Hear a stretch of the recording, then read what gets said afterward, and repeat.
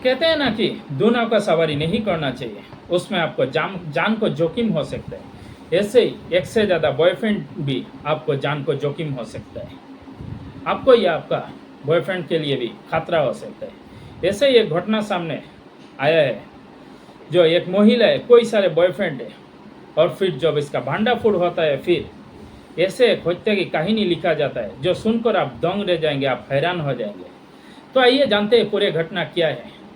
नमस्कार आदाब, आप सभी को स्वागत है मेरी यूट्यूब चैनल रियल स्टोरी में। उम्मीद है कि आप अच्छे होंगे, अपने ख्याल रख रहे होंगे। आज की जो घटना है, घटना उत्तर प्रदेश की है, उत्तर प्रदेश गाजियाबाद की है।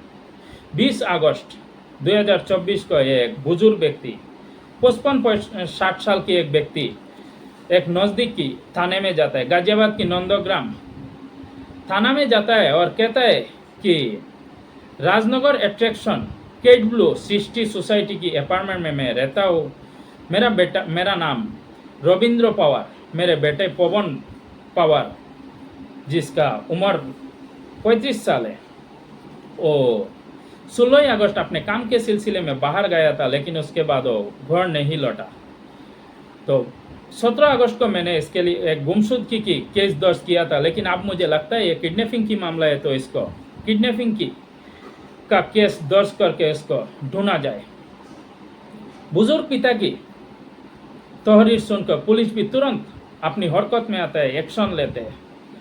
तब तक पुलिस के पास एक खबर आता है कि नेहरू नगर जो यशोदा हॉस्पिटल में एक पार्किंग में एक कार खड़ा है। तो पुलिस वहाँ तुरंत पहुँचने के बाद उस कार को वो अपने कब्जे में लेने के बाद उसका जो पार्किंग में जो सीसीटीवी कैमरा है तो वो खंगालता है। खंगालने के बाद दो संदिग्धों को दिखाई देता है। इसके बाद दो संदिग्धों को ढूंढता है और फिर इन लोगों को अपने हिरासत में लेता है। हिरासत में लेने के बाद ये लोग को पूछताछ करते हैं, लेकिन पहले ये लोग मना करते हैं कि नहीं, ऐसा हम लोग को कुछ पता नहीं, ऐसा ऐसा है। फिर तो पुलिस का शक्ति के आगे दोनों टूट जाता है। दरअसल ये दोनों जो थे, एक का नाम पवन और एक वंश था। तो दोनों को जो पकड़ता है पुलिस और फिर शक्ति के आगे टूटता है, और फिर पवन जो तरुण थे उसका हत्या की पूरी कहानी हकीकत बता देता है। उस थाना के डीसीपी राजेश कुमार बताते हैं, तरुण कुमार जिस सोसाइटी में रहता था उसके नज़दीक की एक सोसाइटी थी, काइमेरा सोसाइटी। वहाँ में एक लड़की रहती थी जिसका नाम अंजुली होता है। वो वहाँ का हेल्प डेस्क इंचार्ज भी थी, वहाँ में हेल्प डेस्क इंचार्ज की नौकरी कर रही थी। तो उसका साथ, तरुण कुमार का साथ इसका दोस्ती हो जाती है, लेकिन उसका और भी कोई सारे बॉयफ्रेंड थे। उसका एक बॉयफ्रेंड था पवन, तो और उसका जो जीजा है उसका साथ भी इसका अफेयर चल रहा था। और पवन जो इसका जीजा अक्षय के भी साथ में कोई सारे जो लड़का आते हैं उनका साथ भी इसका नज़दीकी था। तो इसी वजह से जब पवन को ये बात पता चलता है तो इसको समझाने की कोशिश करता है, लेकिन जो तरुण है इस बात को मान ही नहीं रहा था। ये इसका प्यार में पागल हो रहा था। अब जो अंजुली है उसको पवन कहता है, एक दिन ऐसे पवन और अंजुली ये लोग घूमने कोई गया था, एक साथ थे। तो तरुण बार बार उससे फ़ोन कर रहा था। अंजुली कह रही थी कि मैं तुम्हें बाद में फ़ोन करती हूँ, लेकिन ये नहीं मान रहा था। ये उल्टा इसको गालियाँ दे रहा था। ये बात जब पवन ने सुना तो पवन को बहुत गुस्सा आया। पवन कहता है कि मैं अंजुली से बहुत प्यार करता हूँ, मैं उसके बिना जी नहीं रह सकता, मैं रह नहीं सकता। अब जब अक्षय को भी ये बात पता चलता है, अक्षय भी कहता है कि मैं इसे क्योंकि ये जो जिस सोसाइटी में रहती थी अंजुली, उस सोसाइटी में एक फ्लैट भी अक्षय ने दिलवाया था। अक्षय को यही डर था कि अगर ये तरुण की नज़दीक गया तो तरुण के साथ उस फ्लैट में रहने लगेगी, फिर इन लोगों को तरुण के नाम कर देगा ये फ्लैट टू। इसी वजह से अक्षय और पवन दोनों मिल जाते हैं एक साथ, और ये लोग मिलकर इसको रास्ता से हटाने की एक प्लानिंग करते हैं। प्लानिंग करने के बाद अब इसको कैसे बुलाए, इसी भी जो राजेश कुमार है, डीसीपी राजेश कुमार, अंजुली को गिरफ्तार किया जाता है। अंजुली को पूछा जाता है तो अंजुली कहती है कि जो लड़का तरुण पवार है उसका साथ तो इसका रिलेशन चल ही रहा था, लेकिन उसका पहले उसका जो जीजा है अक्षय कुमार, इसका साथ भी इसका अवैध संबंध था। पहले उसका जीजा का साथ अवैध संबंध था, लेकिन उसका जीजा उसको टाइम दे नहीं पा रहा था। तब ये पवन के संपर्क में आया। पवन इसका बहुत फिक्र करता था, इसी वजह से पवन के साथ रहती थी। लेकिन इसी बीच एक दिन पार्किंग में जब तरुण पवार का साथ इसका मुलाकात हुआ और दोनों की बीच दोस्ती हो गई और फिर दोनों एक दूसरे के साथ रिलेशन में आ गया। अब ये लोग का दोनों का जब नज़दीकी बढ़ा, पवन जो तरुण है इसका प्यार में पागल हो रहा था। ये किसी भी वक्त इसका फ़ोन कर देता और इससे बात करने लगता है। एक दिन ऐसे ही पवन के साथ थी तो तरुण ने फ़ोन किया तो उसने कहा कि मैं थोड़ी देर बाद फ़ोन करती हूँ, लेकिन पवन जो तरुण कुमार है नहीं मान रहा था कि ये इसको बात करना है। ये गालियाँ भी दे रहा था। इसी वजह से इसने जो तरुण है इसका नंबर किसी लड़की के नाम पे सेव कर रखा था, लेकिन तो तरुण या अक्षय दोनों को पता चल गया था। फिर ये लोग एक प्लानिंग करते हैं अक्षय और पवन मिलकर, जो इसको रास्ते से हटाना है। फिर ये लोग का साथ और भी कोई सारे जो ये लोग का दोस्त होते हैं, ये लोग को अपने साथ मिला लेते हैं।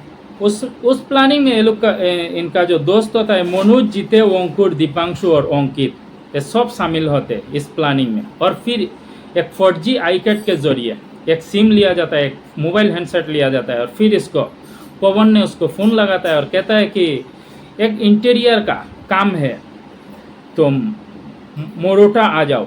फिर मोरोटा में बुलाया जाता है। ये इस बात से अनजान कि इसको आज इसका आखिरी दिन है तरुण का। ये वहाँ जाता है। जाने के बाद उसको मधुबन बापूधाम में ले जाया जाता है मनुष्य के घर, और फिर वहाँ अंदर दाखिल होने के बाद ये लोग इस पर टूट पड़ते हैं। जीते, अंकुर, देवांशु और अंकित से इसका पहले ही उस घर में मौजूद होते हैं और फिर इन जो इसका साथ मारपीट किया जाता है। करीब 2 घंटा तो इसका साथ मारपीट किया जाता है। इसी बीच देवांशु ने इसका सर पर डंडा मारता है और फिर ये बेहोश हो जाता है। उसके बाद उसको हत्या कर दिया जाता है, इसको मार दिया जाता है। मारने के बाद उसको अब क्या करना है, ये दिन का करीब 11 साढ़े 11 के बीच एक घटना हुआ था। अब इसको ठिकाने में कैसे लगाए। फिर ये लोग इंतज़ार करते हैं, करीब 12 घंटा तो इंतज़ार करते हैं। अंजलि भी साथ में था। अंजलि को इसीलिए रखा गया था कि अंजलि को ही जाकर बाहर मुख ना खुल दे, पुलिस का पास चले ना जाए। अब दोनों सब एक साथ थे। करीब 12 घंटे के बाद जब ये लोग इसको मार रहा था तो अंकित और दिबांशु बाहर में खड़ा था। खड़ा होके ये लोग निगरानी कर रहा था, कोई आ जाए, बाहर ना आ जाए, देख ना ले। अब ये लोग क्या करते हैं, उसको वहाँ से लेकर रात 12 बजे से वहाँ से निकलता है। निकल कर वहाँ से एक डिस्कवर बाइक से लेकर करीब 200-250 किलोमीटर लेके जाता है। उसके बाद वहाँ से पहले ही एक वैगनर कार ये लोग रखा था, खड़ा करके रखा था, किराए पर लेकर रखा था। उसके बाद 250 मीटर जाने के बाद वैगनर कार के जो डिक्की में रख देता है। उसके बाद पवन गाड़ी चलाता है, बॉन्स इसका पास में बैठा रहता है, देवांशु उसका पीछे रहता है, अंकित इसका आगे निगरानी कर रहा था, बाइक से आगे चल रहा था और निगरानी कर रहा था कोई देख ना ले। अब जाते जाते ये लोग कुछ देर जाता है, कम से कम 8-10-12 किलोमीटर जाता है और फिर शहरा नहर में इसको फेंक दिया जाता है। उसको शहरा नहर में कुछ हिस्सा वहाँ में फेंक दिया जाता है। उसका जो डायना पैर है, उसका हाथ, गर्दन, वहाँ से जाकर एक ट्यूबवेल का बोल के जगह होता है, वहाँ से फावड़ा और दौरानती लेता है। पहले तो फावड़ा लेता है, उसको दोनों हाथ पैर करीब 5 टुकड़ा करके काटा जाता है। फिर उसका जो गर्दन है ये काट नहीं रहता, फिर दौरानती लेकर आता है वहाँ से जाकर, और फिर वहाँ से दौरानती से उसका धड़ अलग करता है और फिर इसको शहरा नहर में फेंक दिया जाता है। शहरा नहर में फेंकने के बाद वो लोग करीब और 12 किलोमीटर दूर जाता है। वहाँ में बाबूगढ़ नहर होता है, वहाँ में जाकर बाकी हिस्सा वहाँ फेंक देता है। फेंकने के बाद वहाँ से ये लोग चले आते हैं। आने के बाद जो इसका कार रहता है पवार का, तरुण पवार का जो कार रहता है, किया कार, वो लेकर उस हॉस्पिटल यशोदा, नेहरू नगर यशोदा हॉस्पिटल जाता है। वहाँ पार्किंग में खड़ा करता है पवन और बंश, और फिर वहाँ से ये लोग निकाल आते हैं। ऑटो पकड़ के अपने घर चला आते। तो इसके बाद ये लोग घर चले आते हैं और अब ये लोग सब ऐसा लग रहा था कि ये लोग को कुछ पता नहीं चलेगा, कुछ पकड़ा नहीं जाएगा। लेकिन जब उनका तहरीर पर जब इसको इन लोग को पता नहीं था, ये भी कहते हैं कि ये जो सीसीटीवी कैमरा था पार्किंग में, इन लोग को ये चीज़ पता नहीं था। पवन ने कहा कि हम लोग को पता नहीं था कि ये सीसीटीवी कैमरा भी हम लोगों को देख रहा है। अब ये सीसीटीवी कैमरा का वजह से दोनों को पकड़ लेता है और फिर पूरे कहानी सामने आता है। अब पुलिस ने उसका जो दाहिना पैर है वह बुलंदशहर के नहर से उसको निकलता है, वहाँ से उद्धार करता है करके उसका डीएनए टेस्ट के लिए भी एक झाड़ी में फंस गया था। फिर उसको वहाँ से ले आकर उसका डीएनए टेस्ट के लिए भी भेज दिया जाता है। अब फिलहाल उसको 3 आरोपी को पकड़ लिया गया है, जैसे पवन, वंश और अंजुली को गिरफ्तार किया। उसके बाद 27 अगस्त को चौथा आरोपी अंकुर को भी गिरफ्तार कर लिया गया, जीते को भी गिरफ्तार कर लिया गया। अभी 4 आरोपी अक्षय, दीपांशु, मनोज, अंकित फरार है। इन लोगों को भी अभी पुलिस ढूंढ रहा है। तो पवन जो है ये बुलंदशहर का खारकाली गांव का रहने वाले है। इस घटना का जो मास्टरमाइंड है वो पवन ही है। उसका लाश टुकड़े किए और नहर में फेंकने तक इसका जानकारी था, लेकिन इसने पुलिस को खबर नहीं दिया। वंश हत्या में से लेकर तरुण को ठिकाने लगाने तक शामिल था, तो तरुण के टुकड़े करने तक शामिल था और नहर में फेंकने तक शामिल था, लेकिन पुलिस को उसने नहीं बताया। अंजुली वैरा कामेरा सोसाइटी में रहती है। हत्या से लेकर लाश के टुकड़ों करने तक वह सामने खड़ी थी, लेकिन उसने पुलिस को नहीं बताई। अक्षय रजनीनगर वैरा काइमोरा सोसाइटी के निवासी है, लेकिन वारदात की साजिश में शामिल था और सबको टुकड़े करने तक फेंकने तक शामिल रहा। मनोज मुरोटा का निवासी है। उसकी घर में तरुण की हत्या की गई पूरे घटना का जानकारी थी, लेकिन पुलिस को नहीं बताया।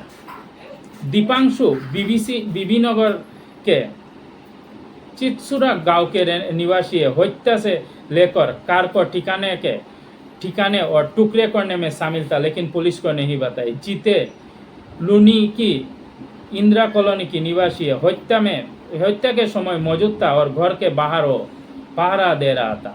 अंकित लूनी इंद्रानी कॉलोनी, ये एक ही कॉलोनी की निवासी थे और हत्या से लेकर सबको ठिकाने लगाने तक साथ में रहा।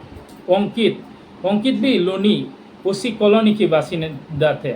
इंद्रीगढ़ पुरी की कॉलोनी की निवासी थे। हत्या में मौजूद थे और घर के बाहर पहरा दे रहा था।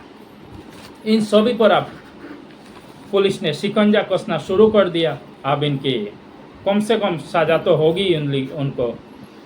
तो फिलहाल यही था कहानी। अगर अच्छा लगा तो लाइक एंड सब्सक्राइब कर देना, कमेंट करना ना भूलना, कमेंट करके बताना कैसे लगा मेरे कहानी।